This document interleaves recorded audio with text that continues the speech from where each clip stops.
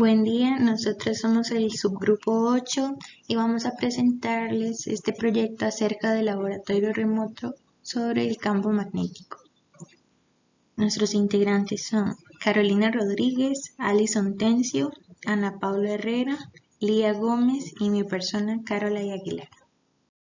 En nuestro proyecto existen tres objetivos, los cuales son utilizar el sensor que mide el campo magnético de una barra de imán, observar la influencia a la distancia en relación con la capacidad de campo magnético sobre una superficie donde interviene un flujo magnético y, por último, observar y analizar las líneas del campo magnético de un imán. Para la correcta comprensión de nuestro proyecto es necesario conocer algunas definiciones, como por ejemplo la del campo magnético. ¿Qué es un campo magnético? Un campo magnético es un campo de fuerza creado ya sea por movimiento de cargas eléctricas o por un imán. Este usualmente aparece en una región en específico y es representado por líneas de campo que cuentan con diferentes direcciones alrededor del mismo. La siguiente definición a tomar en cuenta sería la de líneas de campo magnético.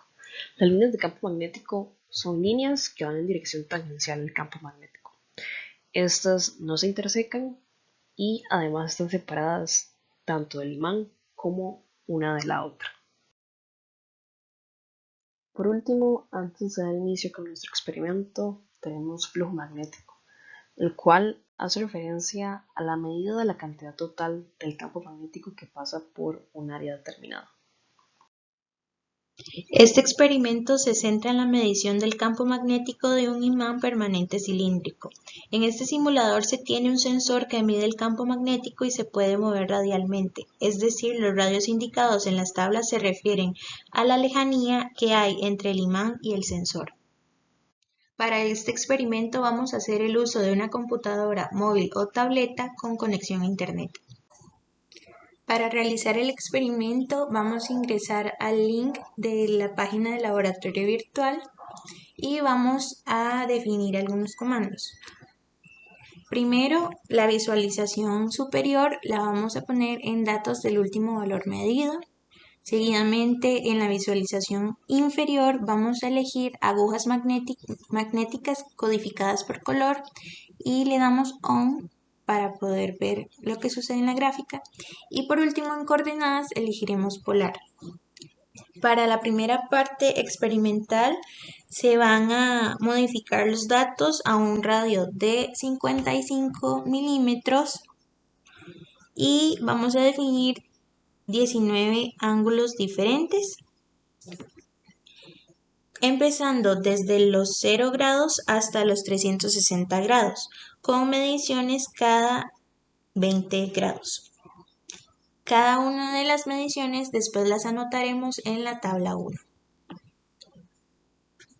Así que si corremos esto a 20 grados, vamos a ver cómo se mueve y le daremos medir.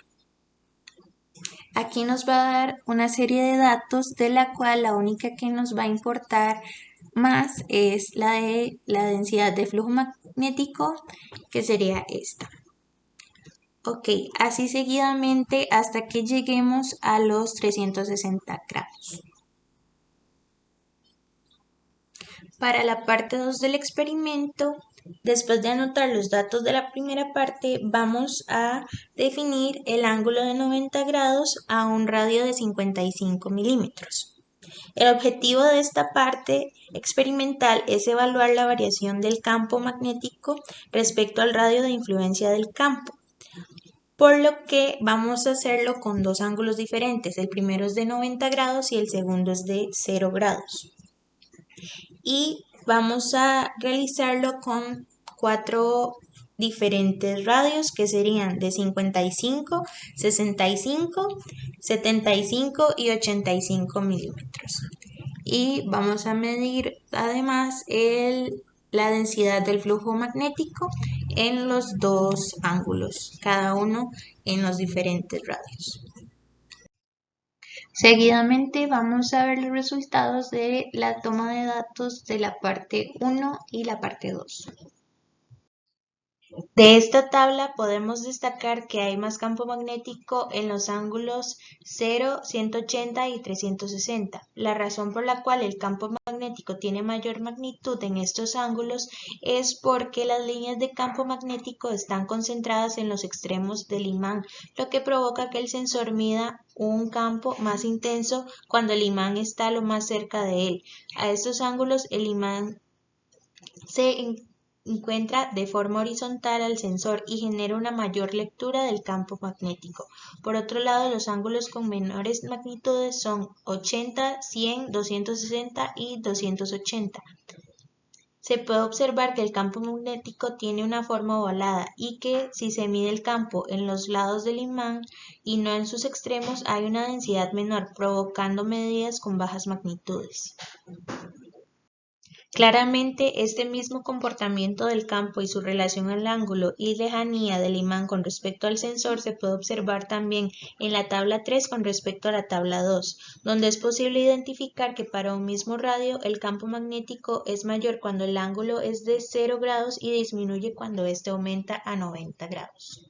Cabe destacar que si el imán está a un ángulo de 90 o 180 grados, el sensor va a medir el menor valor posible de campo magnético, ya que no existe un extremo que esté más cerca del sensor como es el caso de los otros ángulos.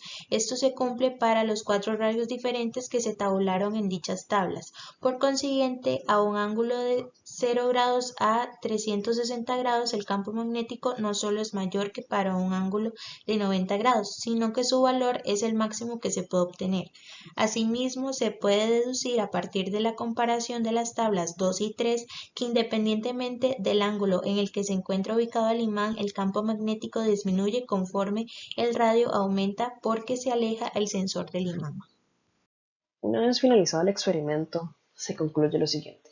Primero, las propiedades de un imán permanente aplican para este imán cilíndrico, donde el campo magnético fluye de una punta a otra con puntos de alta y baja densidad de campo magnético. Además, se determina que el valor máximo se obtiene cuando el ángulo está ya sea en 0 grados o 360 grados.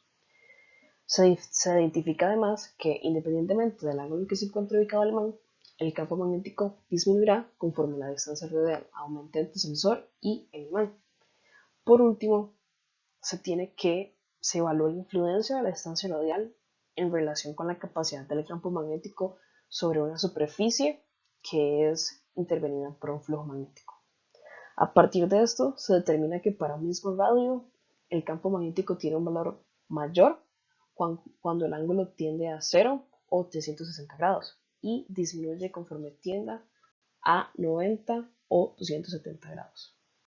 Por último, tenemos las referencias bibliográficas. Muchas gracias por su atención.